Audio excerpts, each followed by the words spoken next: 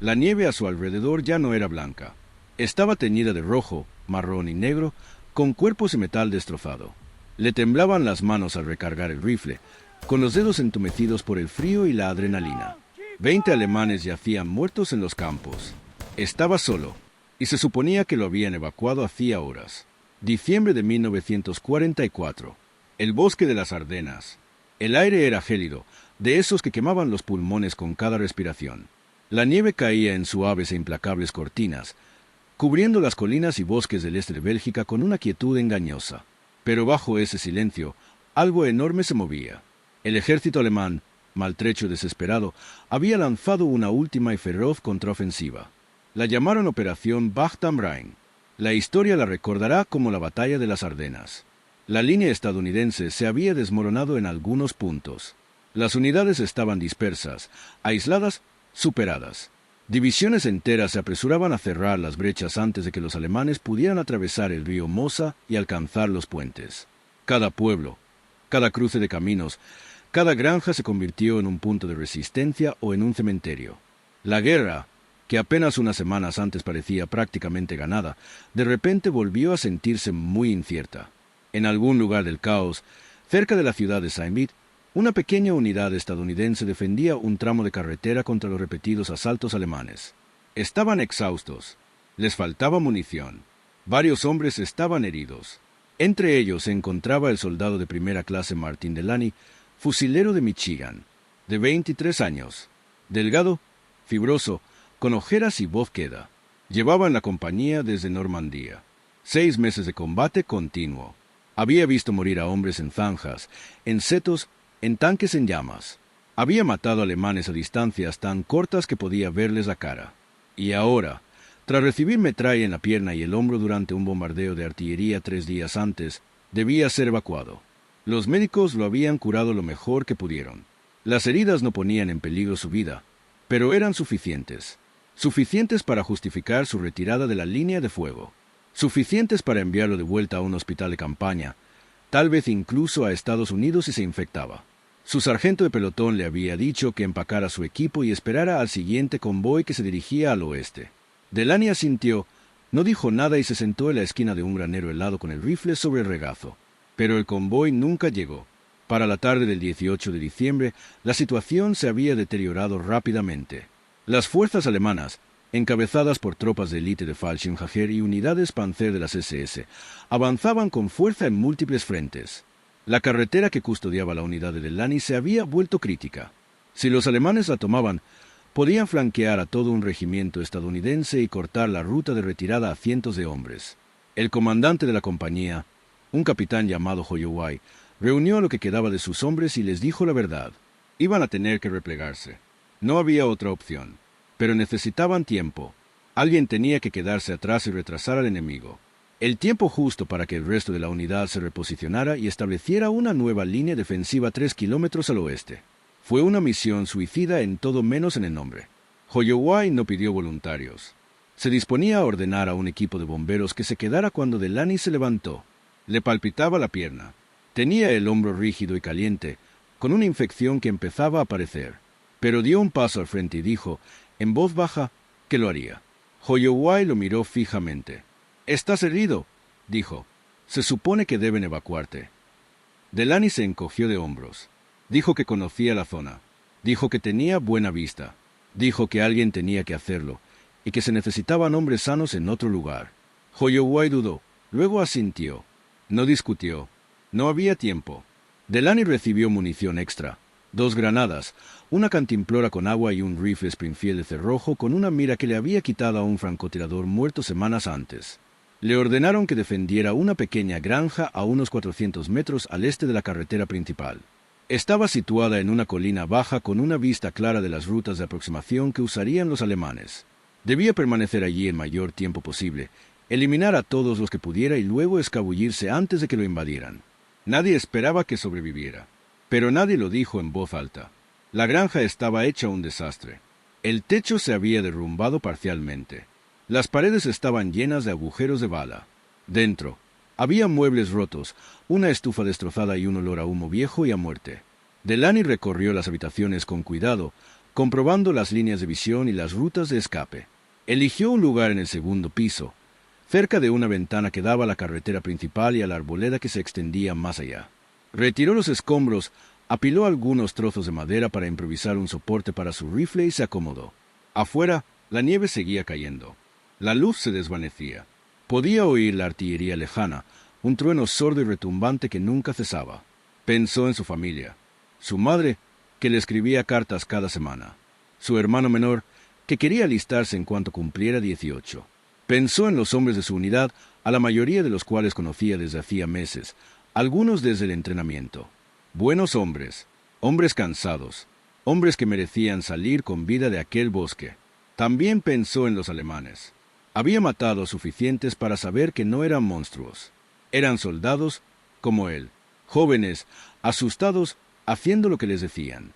Pero ahora mismo venían a matar a sus amigos, y él era lo único que se interponía en su camino. La granja guardaba recuerdos incluso en sus ruinas. Había un juguete de madera infantil cerca de la chimenea, medio enterrado entre cenizas y escombros. Una familia había vivido allí. Habían comido en la mesa cuyas piernas rotas ahora sobresalían de los escombros. Habían dormido en las habitaciones donde Delaney se disponía a matar. Se preguntó dónde estarían ahora. Refugiados en algún lugar, tal vez. O muertos. La guerra no distinguía entre soldados y civiles cuando se trataba de sufrimiento. Consumía todo su paso. Revisó su munición de nuevo. 60 balas. No era mucho, no para lo que venía. Las colocó cuidadosamente en el suelo junto a él, a su alcance. Probó el cerrojo de su rifle, accionándolo suave y silenciosamente. La mira estaba ligeramente empañada por el frío. La sopló suavemente y la limpió con un paño del bolsillo. La claridad lo era todo. Un disparo fallido no era solo una bala desperdiciada. Era una invitación al enemigo para localizarlo, acortar distancias, acabar con él. La espera era lo más difícil. Siempre lo había sido. En combate, cuando las balas volaban y los hombres gritaban, no había tiempo para pensar. El cuerpo se movía por instinto, por entrenamiento, por puro reflejo de supervivencia. Pero en los momentos de tranquilidad previos a la pelea, la mente tenía espacio para divagar, para calcular las probabilidades, para imaginar los resultados, para sentir el miedo en su forma más pura y paralizante. Delaney había aprendido a gestionarlo con los meses. No a eliminarlo, eso era imposible, sino a compartimentarlo, a reconocer el miedo, dejarlo a un lado y concentrarse en la tarea. El miedo era una distracción. La tarea era simple: disparar, moverse, sobrevivir, repetir. Los primeros alemanes aparecieron justo antes del anochecer. 6 hombres, moviéndose en una columna dispersa por el camino. Eran cautelosos, con los fusiles en alto, observando la línea de árboles. Delaney los observó a través de su mira telescópica. Eran Fallschirmjäger, paracaidistas identificables por sus distintivos cascos y uniformes de camuflaje. Tropas de élite, bien entrenados, peligrosos. Respiró hondo, centró la mira en el pecho del líder y apretó el gatillo. El disparo atravesó el aire frío. El alemán cayó al instante. Los demás se dispersaron, escondiéndose en la nieve y tras los árboles. Delaney no esperó. Accionó el cerrojo, apuntó y volvió a disparar. Otro hombre cayó. Los alemanes empezaron a gritar, intentando localizar al tirador. Delaney disparó una tercera vez, alcanzando a un hombre en el hombro. Luego se movió. Se alejó a rastras de la ventana, bajó las escaleras, cruzó al otro lado de la casa y se colocó en una nueva posición. Para cuando los alemanes abrieron fuego contra la ventana del segundo piso, ya había desaparecido. Los observó reagruparse. Fueron astutos. No se abalanzaron sobre la granja. En cambio, se dispersaron buscando refugio, intentando flanquear el edificio. Delaney esperó. La paciencia lo era todo. Lo había aprendido pronto. Un francotirador que disparaba con demasiada frecuencia delataba su posición y moría. Un francotirador que esperaba, que entendía el ritmo y la sincronización, podía controlar el campo de batalla. Dejó que los alemanes avanzaran, que creyeran que ganaban terreno. Entonces, cuando un hombre salió de su escondite para correr hacia el granero junto a la granja, Delaney disparó. El hombre cayó a medio paso. Los demás se quedaron paralizados. El miedo se apoderó de sus movimientos. Detuvieron el avance. Pasaron los minutos. Entonces llegaron más alemanes. Un escuadrón completo esta vez, quizás 10 hombres. Tenían una ametralladora. Delaney maldijo en voz baja. Una ametralladora lo cambiaba todo. Si la instalaban y suprimían la granja, podrían avanzar a cubierto y abrumarlo. Tenía que eliminar al artillero. Cambió de posición de nuevo, esta vez a una ventana de la planta baja que daba al sur. Pudo ver al equipo de ametralladoras preparándose detrás de un muro bajo de piedra a unos 200 metros de distancia. Apuntó con cuidado, teniendo en cuenta la distancia y el viento. La retícula de la mira se fijó en la cabeza del artillero. Disparó. El hombre se desplomó hacia adelante. El artillero asistente agarró el arma, intentó tomar el control. Delaney disparó de nuevo. Falló. Ajustó. Disparó una tercera vez. El segundo hombre cayó. El resto del escuadrón se echó al suelo, gritando, presa del pánico. La psicología del asunto lo fascinaba de una manera oscura y distante. Era un solo hombre. Eran muchos. Lógicamente, deberían haberlo arrollado de inmediato. Pero el miedo no era lógico. El miedo se multiplicaba ante lo desconocido. No podían verlo con claridad. No podían predecir de dónde vendría el siguiente disparo. Cada sombra se convertía en una amenaza. Cada ventana, en una trampa mortal en potencia. Estaba usando su cautela en su contra. Su entrenamiento les decía que avanzaran metódicamente, que minimizaran las bajas, que mantuvieran la cohesión de la unidad. Su trabajo consistía en hacer que cada avance fuera lo suficientemente costoso como para que su cautela se convirtiera en parálisis. Cayó la oscuridad. La temperatura bajó aún más. El aliento de Delaney salía en nubes blancas. Tenía las manos tan frías que apenas sentía el gatillo. Su pierna herida palpitaba con cada movimiento, un dolor profundo y ardiente que se extendía hasta su cadera. Lo ignoró. El dolor era irrelevante. Sobrevivir era irrelevante. Su misión era simple, retrasarlos. Matar a todos los que pudieran. Ganar tiempo. Los alemanes se reagruparon al amparo de la oscuridad. Ya no avanzaban a la ligera. Se movían con cuidado, aprovechando el terreno y coordinando sus movimientos. Delaney podía oírlos llamarse en voz baja. Podía ver el tenue resplandor de los cigarrillos en la arboleda. Sabían que alguien estaba en la granja. Sabían que estaba solo. Y planeaban cómo matarlo. Aprovechó la oscuridad. Recorrió la granja, creando pequeñas distracciones. Apoyó el casco en un mueble roto cerca de una ventana, inclinado para que captara la luz ambiental. Esparció casquillos vacíos cerca de otra ventana para crear la ilusión de una posición de tiro. Dejó su cantimplora en las escaleras, colocada de forma que cualquiera que entrara por la puerta principal la viera y supusiera que estaba cerca. No eran trucos sofisticados, pero en la oscuridad, en la confusión del combate, podrían ganar unos segundos extra. Y los segundos eran la diferencia entre la vida y la muerte. Alrededor de la medianoche, atacaron. Un pelotón completo, quizás 30 hombres, moviéndose en equipos de fuego coordinados. Atacaron la granja desde 3 lados simultáneamente, lanzando fuego de supresión con rifles y una segunda ametralladora. Las balas atravesaron las paredes, destrozaron ventanas y destrozaron muebles. Delaney se tiró al suelo, se pegó a la base de un muro de piedra y esperó. El fuego era intenso pero indisciplinado. Disparaban a las sombras. Contaba los segundos, escuchando el ritmo del fuego. Cuando disminuyó, cuando oyó el inconfundible ruido de hombres recargando, se movió. Se arrastró hasta otra ventana. Se levantó lo suficiente para ver y disparó 3 tiros rápidos. 2 hombres cayeron. El fuego se intensificó de nuevo, concentrándose en su nueva posición. Ya se había ido, arrastrándose de vuelta por el suelo, reposicionándose, esperando. Esto continuó durante más de 1 hora. Los alemanes avanzaban, disparaban y se retiraban.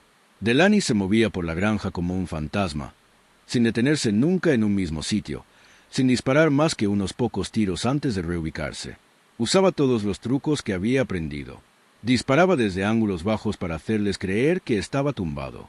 Disparaba desde ángulos altos para hacerles creer que estaba arriba. Dejó su casco en un palo cerca de una ventana y disparó desde otra. Creó la ilusión de múltiples tiradores, múltiples posiciones. Los alemanes se sintieron frustrados, confundidos y cautelosos. Su avance se ralentizó. En un momento dado, los oyó discutir. Las voces eran lejanas, amortiguadas por la nieve y el viento, pero podía oír el tono. Ira, frustración, miedo. Un oficial gritaba, intentando animar a sus hombres. Alguien más protestaba, negándose a avanzar. Se oyó un chasquido seco, no un disparo de fusil, sino algo más pequeño. Una pistola. La discusión cesó. Delaney comprendió. El oficial había disparado a uno de sus hombres. Disciplina a través del terror. Era una vieja táctica, efectiva, pero desesperada. Le decía algo importante. Tenían miedo. Estaban perdiendo el control. Y eso le daba ventaja. Pero también significaba que se volverían más peligrosos. Los hombres desesperados hacían cosas impredecibles. Se arriesgaban. Dejaban de seguir la doctrina y empezaban a improvisar. Y la improvisación, en combate, era el caos. Era más difícil defenderse del caos que de la disciplina. A las 2 de la mañana, Delaney había matado a 14 hombres. Se le estaba acabando la munición. Le quedaban quizás 20 balas. La pierna le sangraba de nuevo, empapando el vendaje y hundiéndose en los pantalones. Sentía el hombro como si le ardiese. Las manos le temblaban incontrolablemente, pero seguía disparando. Cada disparo contaba. Cada alemán que mataba era un fusil menos que apuntaba a sus amigos, sino en sus movimientos, la forma en que caían, la forma en que sus cuerpos se desplomaban, giraban o simplemente caían como marionetas con los hilos cortados. Hacía meses que había dejado de sentirse culpable, no porque fuera un asesino por naturaleza, sino porque la culpa era un lujo que no podía permitirse. La culpa te hacía dudar, la duda te hacía morir, y si él moría, morirían más amigos suyos. Era una ecuación simple, brutal, pero simple. Aún así, en los momentos de silencio entre disparos, se preguntaba en qué clase de hombre se estaba convirtiendo, si alguna vez podría volver a ser quien había sido antes de la guerra, si esa persona aún existía, o si había sido borrada, sobrescrita por 6 meses de violencia y supervivencia. No tenía una respuesta. No creía que nadie la tuviera. Los hombres que regresaban de la guerra nunca eran los mismos que se marchaban. Todos lo sabían, pero nadie hablaba de lo que se sentía al darse cuenta de que uno estaba cambiando, al sentirse convertido en alguien más duro, más frío, más capaz de cosas terribles. Los alemanes intentaron un último ataque justo antes del amanecer. Un asalto final y desesperado. Avanzaron con fuerza, gritando, disparando desde la cadera, intentando dominar la granja con pura agresividad. Delaney los enfrentó con fuego sereno y metódico. Derribó a 2 hombres al acercarse, a 3 más al llegar al granero, a 1 más al intentar lanzar una granada por una ventana. La granada se quedó corta, explotó en la nieve y mató a 2 alemanes más que lo seguían de cerca. El asalto cesó. Los supervivientes se retiraron, arrastrando a sus heridos y dejando a sus muertos en la nieve. Se hizo el silencio. Delaney estaba sentado con la espalda contra la pared, con el rifle sobre el regazo, respirando con dificultad. El cielo empezaba a clarear por el este. Contó las balas que le quedaban. 6. Se miró la pierna. La hemorragia había disminuido, pero la tela estaba rígida por la sangre congelada. Estaba exhausto. Le dolía todo el cuerpo, pero estaba vivo, y había cumplido con su deber. Se permitió un momento de descanso. Solo un momento. Reclinó la cabeza contra la fría pared de piedra. Cerró los ojos. La adrenalina se desvanecía, y con ella el peso del agotamiento.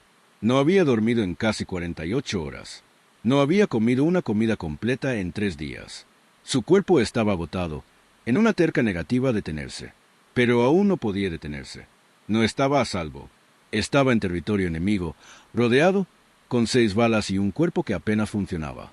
Si se quedaba allí, volverían. Y la próxima vez, traerían más hombres, más potencia de fuego.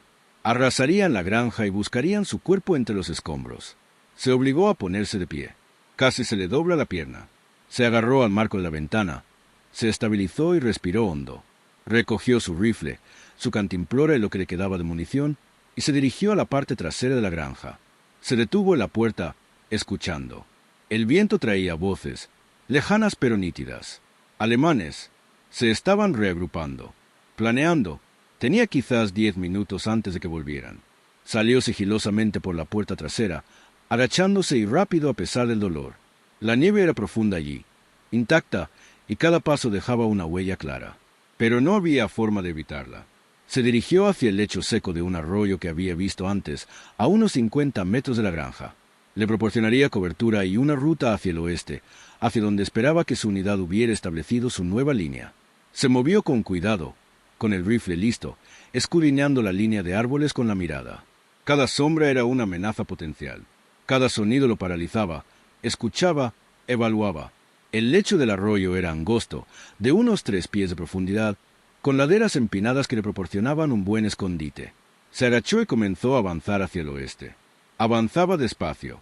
El fondo del arroyo estaba lleno de rocas y lodo congelado que se movía bajo sus botas. La pierna le rechinaba a cada paso. Apretó la mandíbula y se abrió paso. El dolor fue pasajero. La muerte, permanente. Detrás de él, oyó gritos. Habían descubierto que se había ido. Oyó órdenes ladradas en alemán. Oyó el sonido de hombres moviéndose, el crujido de sus botas en la nieve. Se estaban dispersando, buscando. Aceleró el paso, ignorando el dolor, ignorando el cansancio. Solo necesitaba distanciarse de ellos. Solo necesitaba llegar a líneas amigas antes de que lo encontraran.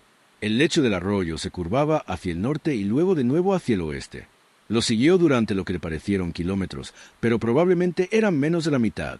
El tiempo se distorsionaba en momentos como este. Cada minuto parecía una hora. Cada sonido se amplificaba. El corazón le latía con fuerza en los oídos, más fuerte que el viento.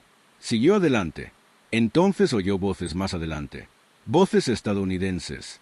Se quedó paralizado. Se pegó al borde del arroyo y escuchó. Estaban cerca, quizás a 30 metros. Podía oír el acento distintivo, las groserías casuales, el ritmo del inglés hablado por hombres de Brooklyn, Texas y Iowa. Un alivio lo inundó, tan intenso que casi le dolía. Pero no se movió. Todavía no. Había oído historias de hombres que habían recibido disparos de su propio bando en situaciones como esta. Centinelas nerviosos. Identidad equivocada. El fuego amigo era tan letal como el fuego enemigo. Llamó en voz baja. Se identificó. Unidad, rango, nombre. Hubo un momento de silencio. Entonces una voz respondió, cautelosa, exigiendo una contraseña. Delaney se la dio. Otro silencio. Entonces apareció una figura al borde del lecho del arroyo, apuntándolo con el rifle. La figura lo observó un largo instante, luego bajó el rifle y llamó a los demás. Unas manos lo levantaron. Se desplomó en la nieve, incapaz de mantenerse en pie. Lo metieron en una trinchera, le dieron agua y llamaron a un médico. Se quedó allí tendido, mirando el cielo gris, escuchando las voces a su alrededor. Alguien le hacía preguntas. ¿Cuántos alemanes? ¿En qué dirección? ¿Qué equipo? Respondió mecánicamente, con voz ronca y distante. 15, dijo. Quizás 20. Cazadores de caídas. Ametralladoras. Venían del este. El comandante de la compañía, el capitán Hoyoway, fue a verlo una hora después. Se arrodilló junto a Delaney, lo miró a los ojos y le preguntó cuántos eran. Delaney dijo que no lo sabía con certeza. Quizás 15, quizás 20. Hoyoway asintió lentamente. Dijo que había mantenido la nueva línea.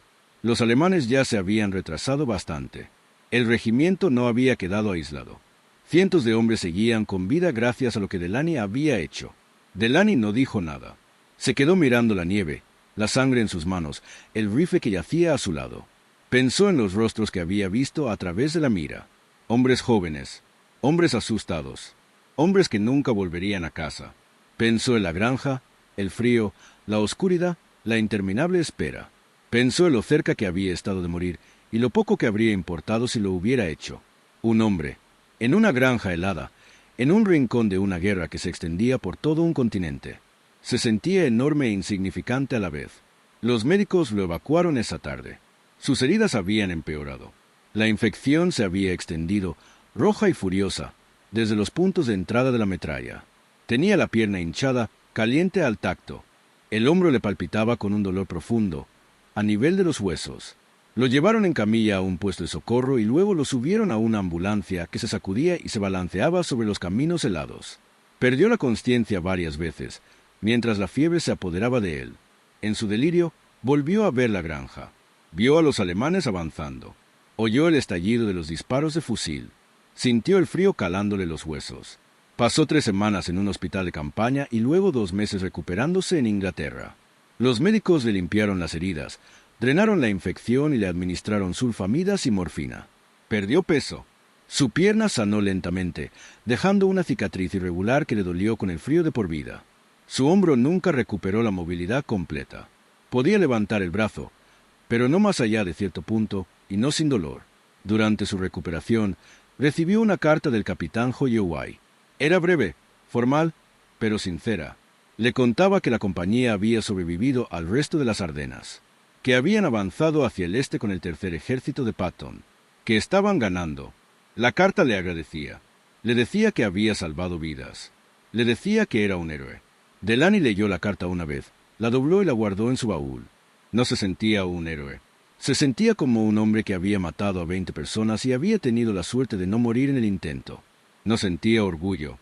Se sentía exhausto, vaciado, como si le hubieran arrancado algo esencial de dentro, dejando solo un caparazón que se parecía a Martín Delaney, pero que ya no se sentía como él. Para cuando regresó al servicio, la batalla de las Ardenas había terminado. La ofensiva alemana había sido detenida. Los aliados avanzaban de nuevo, cruzando el Rin y penetrando en la propia Alemania. La guerra en Europa terminaría en pocos meses. Delaney fue asignado a una unidad de retaguardia, procesando suministros y coordinando la logística. Sus días de combate habían terminado. El ejército había decidido que ya había dado suficiente. No discutió. Cumplió con sus deberes con eficiencia. Se mantuvo reservado y contó los días para volver a casa. Cuando Alemania se rindió en mayo de 1945, no sintió nada. Ni alivio, ni alegría. Solo una sorda sensación de finitud. Se había acabado. Había sobrevivido. Y ahora tenía que comprender qué significaba eso. Regresó a Estados Unidos en julio de 1945, pasó por un centro de desmovilización en Nueva Jersey y tomó un tren de regreso a Michigan.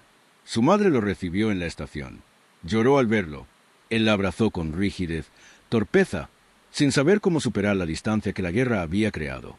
Su hermano menor, que ahora tenía 17 años, lo miró con los ojos muy abiertos, lleno de preguntas que, por nervios, no se atrevía a formular.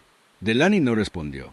Simplemente sonrió, cansado y delgado, y dijo que se alegraba de estar en casa. Pero no estaba contento. En realidad, no. Su hogar se sentía extraño.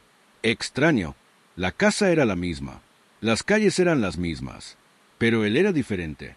Todo lo que una vez le había resultado familiar ahora se sentía distante, como si lo estuviera viendo a través de un cristal. La gente hablaba de la guerra, de la victoria, de héroes y sacrificios. Le hacían preguntas. ¿Cómo fue? ¿Mataste a algún alemán? ¿Tuviste miedo? Daba respuestas vagas, desviaba la conversación, cambiaba de tema. No podía explicarlo. ¿Cómo podía explicarle la granja a alguien que nunca había pasado tanto frío como para perder la sensibilidad en los dedos? ¿Cómo podía explicarle el peso de 20 vidas a alguien que nunca había tomado una? Consiguió trabajo en una fábrica. El trabajo era repetitivo, mecánico, y así lo prefería. No quería pensar, no quería recordar. Solo quería existir, vivir los días sin el peso de los recuerdos. Conoció a una mujer llamada Clara, enfermera que había trabajado en un hospital durante la guerra. Ella entendía el silencio. No lo presionó para que hablara. Se casaron en 1947. Tuvieron 3 hijos. Era un buen padre, paciente y amable, aunque sus hijos luego lo recordaran como distante. Presente, pero no del todo presente. Nunca habló de la granja, ni a Clara, ni a sus hijos, ni a los hombres de su unidad que ocasionalmente lo contactaron a lo largo de los años. Recibía la estrella de plata por correo, entregada sin contemplaciones en una pequeña caja. La miró una vez, luego la guardó en un cajón y se olvidó de ella. Su madre la encontró años después y le preguntó por qué nunca la había mencionado. Él se encogió de hombros. No significaba nada, dijo. Ella no lo entendía. La exhibió en la sala. Él nunca la miró. A finales de la década de 1970, un historiador que investigaba la batalla de las Ardenas lo contactó. Alguien de su antigua unidad había mencionado su nombre. El historiador quería entrevistarlo para incluir su historia en un libro. Delaney se negó. El historiador insistió. Delaney colgó. El historiador envió cartas. Delaney no respondió. Finalmente, el historiador desistió. Pero los hombres que sirvieron con él lo recordaron. Contaron la historia del soldado herido que se ofreció como voluntario para una misión suicida y resistió a todo un pelotón alemán él solo. Se la contaron a sus hijos y nietos, y se convirtió en parte de la historia no oficial de la batalla de las Ardenas. Una historia no sobre estrategia ni grandes movimientos, sino sobre un hombre que se negó a rendirse cuando todos esperaban su fin. Delaney falleció en 1983 a los 62 años por complicaciones relacionadas con sus heridas de guerra. La infección que casi lo mató en 1944 le dejó daños permanentes. Sus pulmones nunca se recuperaron del todo. Su corazón se debilitó con los años. Al final, Su cuerpo simplemente se rindió. Fue enterrado en un pequeño cementerio a las afueras de Detroit. El funeral fue tranquilo. Familiares, algunos amigos, un puñado de veteranos de su unidad que viajaron. Una sección local de la VFW organizó una guardia de honor. Doblaron la bandera. Se la entregaron a Clara y le agradecieron el servicio de su esposo. Uno de los veteranos, un hombre llamado Sullivan que había estado en el pelotón de Delaney, pronunció un breve panegírico. Habló de la granja, de la noche en que Delaney defendió la línea solo, de las vidas que salvó, del coraje que requirió ser voluntario para una misión que todos sabían que era un suicidio. Clara escuchó, con lágrimas en los ojos. Nunca había oído la historia. Delaney nunca se la había contado. En ese momento, se dio cuenta de lo poco que conocía al hombre con el que había vivido durante 36 años, de cuánto había cargado solo, de cuánto había elegido enterrar en lugar de compartir. Después del funeral, Sullivan se acercó a Clara, le dio una libreta pequeña, le dijo que Delaney se la había prestado durante la guerra y nunca se la había pedido. Dentro había algunos bocetos, algunas notas, fragmentos de pensamientos escritos con la letra apretada de Delaney. Una entrada, fechada el 19 de diciembre de 1944, decía simplemente: hice lo que tenía que hacer. No me alegré. Solo tenía frío, miedo y trataba de no morir. Ojalá hubiera importado. Sí importó. No como se suele recordar una guerra. No en grandes narrativas ni en historias oficiales, sino en las innumerables y silenciosas formas en que las acciones individuales repercuten en el mundo. Los hombres que Delaney salvó siguieron adelante. Tuvieron hijos. Esos hijos tuvieron hijos. Las familias existen hoy porque un hombre se quedó en una granja y se negó a irse. Esa es la aritmética de la guerra. Ese es el libro de cuentas oculto que nunca cuadra, pero que de alguna manera persiste. La guerra está llena de momentos como este. Momentos que no aparecen en los libros de historia. Momentos en los que a la gente común se le pide que haga cosas extraordinarias, a menudo sin reconocimiento, a menudo sin sobrevivir. Martin Delaney no fue un héroe en el sentido cinematográfico. No cargó contra las líneas enemigas con un grito de guerra. No se sacrificó en un destello de gloria. Simplemente se quedó cuando todos los demás se fueron. Luchó cuando su cuerpo estaba destrozado. Mató a 20 hombres para salvar a cientos. Y luego se alejó, adentrándose en la nieve, sin mirar atrás. Hay algo profundamente humano en eso. Algo que se resiste a una categorización fácil. Queremos que nuestras historias de guerra sean limpias. Queremos héroes y villanos, lo correcto y lo incorrecto, gloria y sacrificio. Pero la verdad es más confusa. La verdad es un hombre herido sentado solo en una granja helada, matando a desconocidos para proteger a sus amigos, sabiendo que, haga lo que haga, la guerra continuará sin él.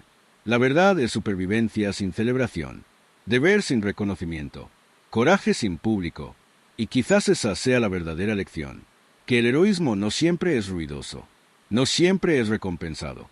A veces es silencioso, frío y doloroso.